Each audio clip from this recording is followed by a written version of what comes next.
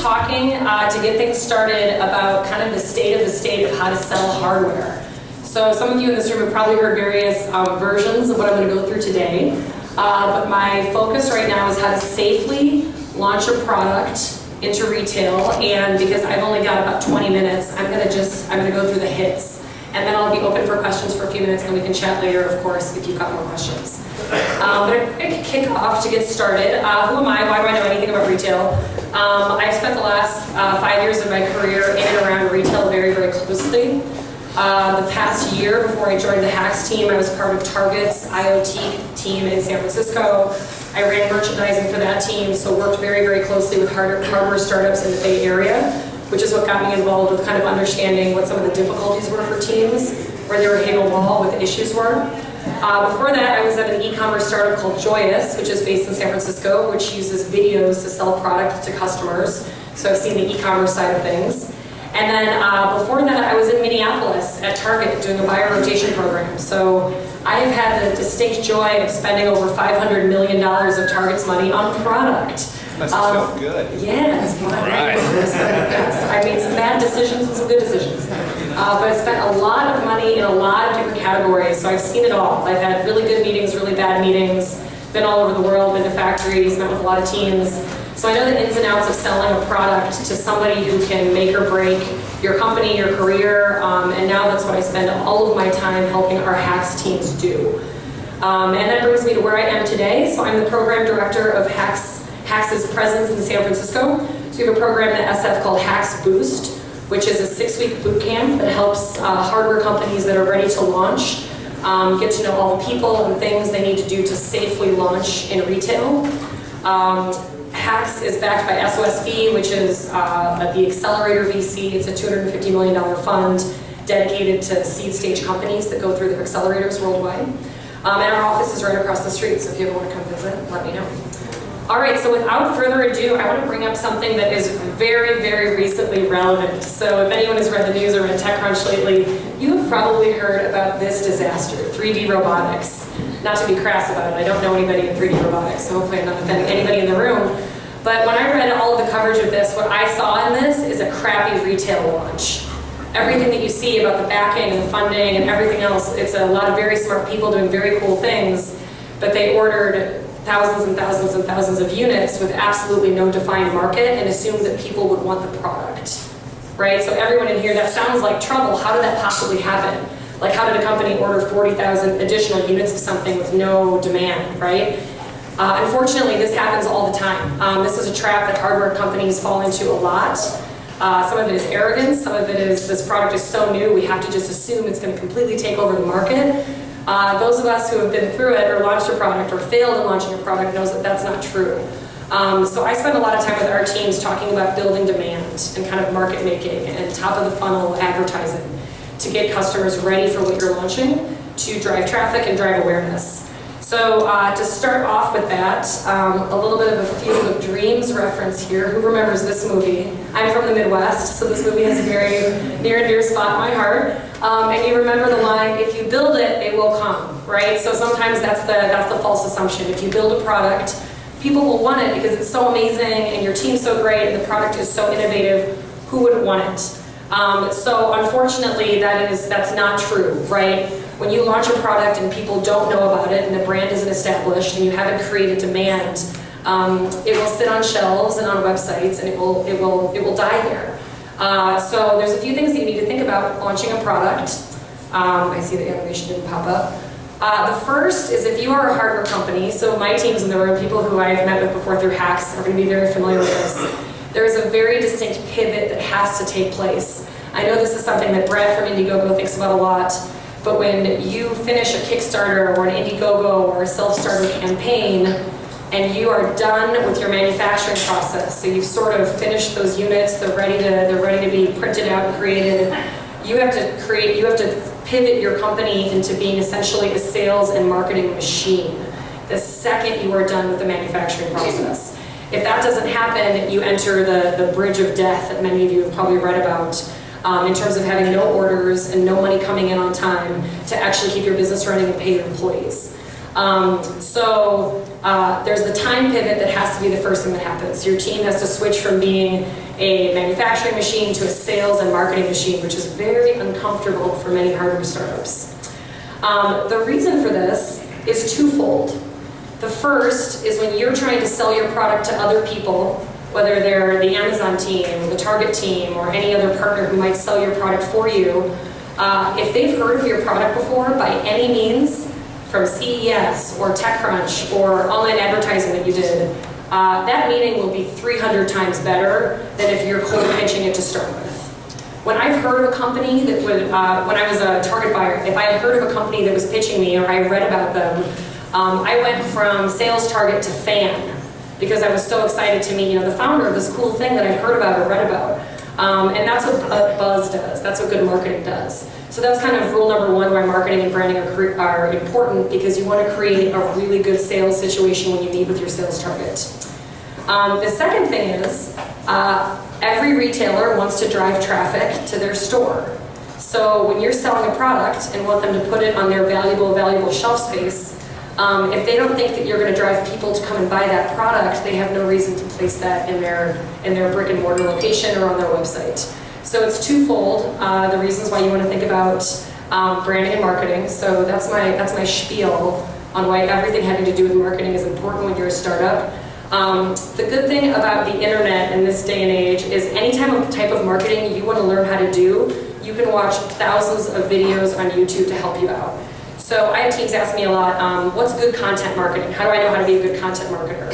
And there are the best resources ever online to teach you how to make a viral video or create a competition or find influencers and pay them to promote your product. These are things that startups can do without tons and tons of VC backing, based on their own expertise and their own knowledge. I often find that the startups we work with, they're so good at the manufacturing part, the design part, and they pivot to the sales and marketing, which they like way less. But then they find out they can hack the marketing part, right? They can hack the digital advertising, they can use the tools, they can retarget, and then they become experts in that, and it's really cool because that's a win-win for everybody. So yes, marketing is the first and foremost most important thing that startups need to think about when they start to want to sell.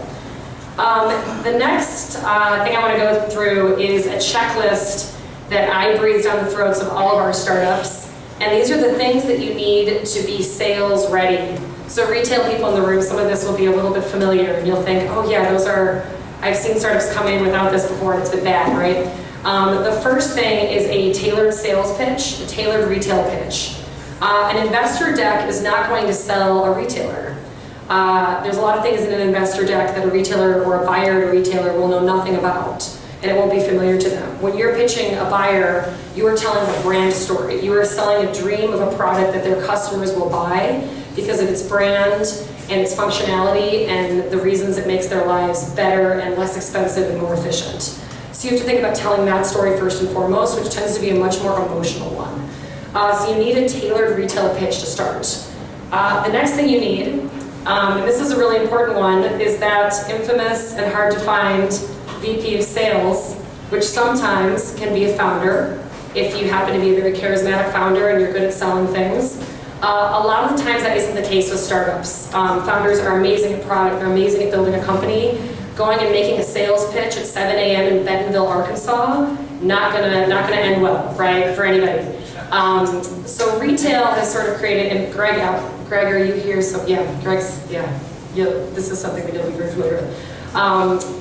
Retail has created a series of kind of middle people throughout the world who help sell products to buyers because it's such an intricate process. So most retail headquarters, so if you think about Minneapolis, Minnesota, Seattle, Washington, Bentonville, Arkansas, have many sales agencies geographically located near them, and those people work with companies to sell product into that retailer.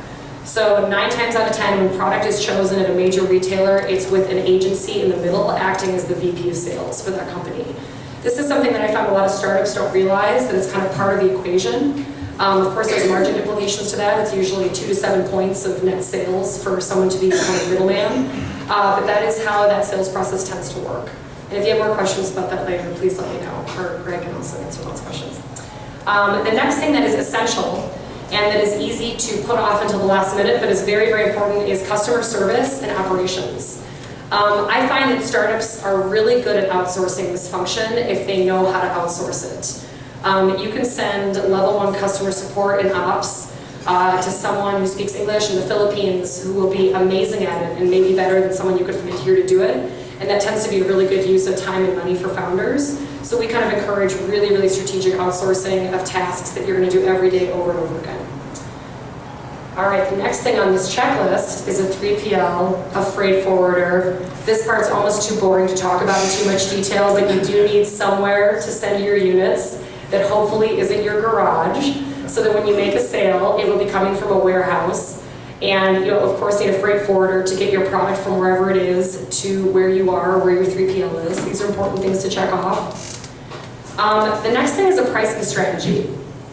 This has become very, very important as Amazon has become the retail kind of dominant force in the US especially. Because if you don't have a pricing strategy and you are not the sheriff of your price will be undercut through many different means. Sometimes it's diversion of product through distributors. Sometimes it's, someone puts your product on sale online and Amazon's algorithms capture that, and then your price goes haywire online. As the person who runs the company, you have to be the sheriff of your price. So you have to make sure nobody goes below a certain price without your permission, and that is super, super key. So that's kind of a retail 101 facet. Next is channel appropriate packaging. Who loves shopping at the Apple store? I do. I love it. It's like going to Disneyland. So the Apple store has that beautiful white packaging. They make all of their third-party providers also use that beautiful white packaging with a simple logo and a simple product shot. If you try to sell a product at Best Buy with that kind of packaging, it will go nowhere, right? No one will buy it because they don't know what it is or what it does, and they're not emotionally connected to that product when they see the box. In most cases, traditional retail is an unassisted sales setting.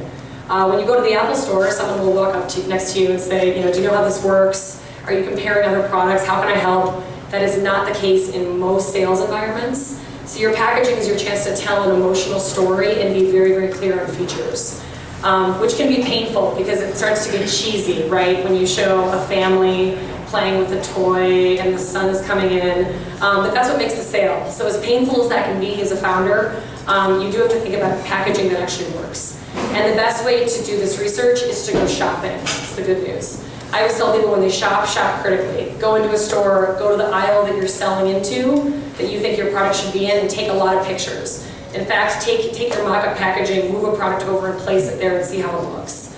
That's the great thing about retail is it's very democratic. You can kind of do this research yourself. So the next thing you need is your roadmap of your next product. And this is important for any type of sale you will do, whether it's B2B or B2C. Since we're focusing on B2C tonight, I will talk more about that.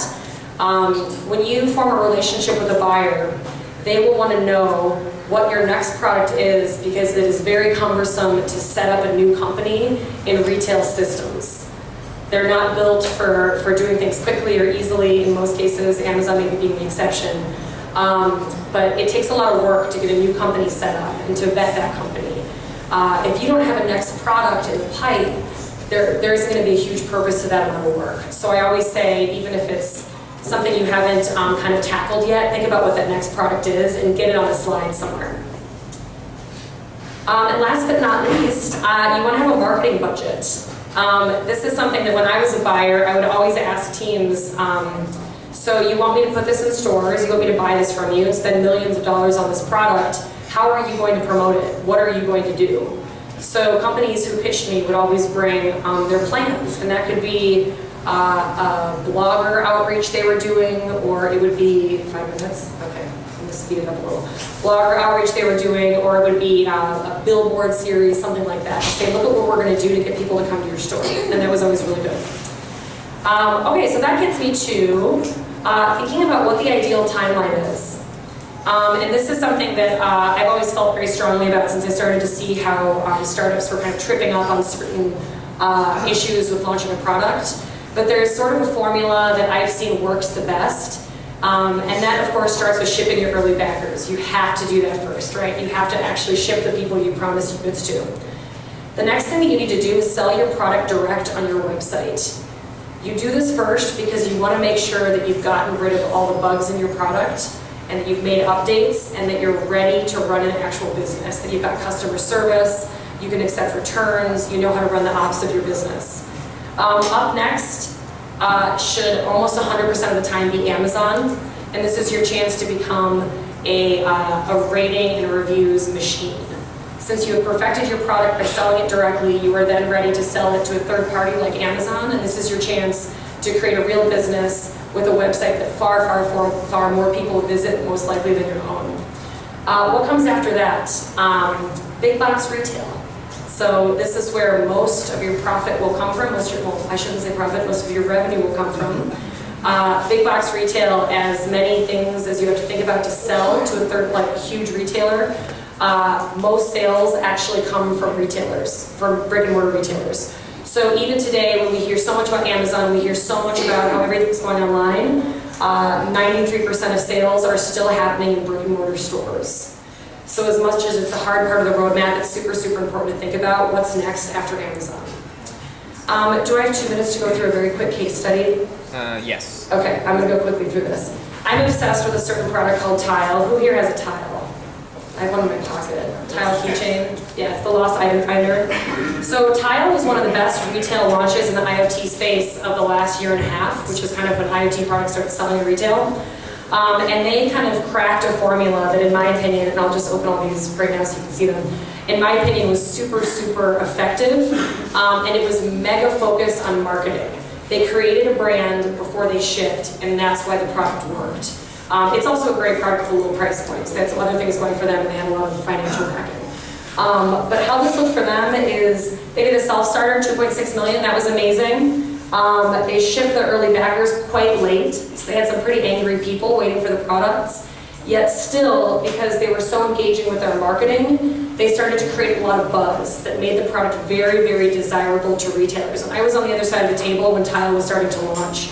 So I remember these early conversations about, well, you ship late, are you actually going to ship on time this time? They did some really interesting things with their backers, early backers, in creating lost item videos. So people would find their bike or their car in some cases, or something else, and they would create a video and put it on Facebook, and then these things would go viral. And it was this automatic marketing campaign that was just genius on behalf of Tile, purely using user-generated content, which was really cool. And then they launched a huge gifting campaign, so you could give people the gift of not losing their things, and that was really, really effective. When they launched on Amazon, they spent a lot of time focusing on that launch to make sure that it was a healthy launch, and that they were answering questions and shipping, etc.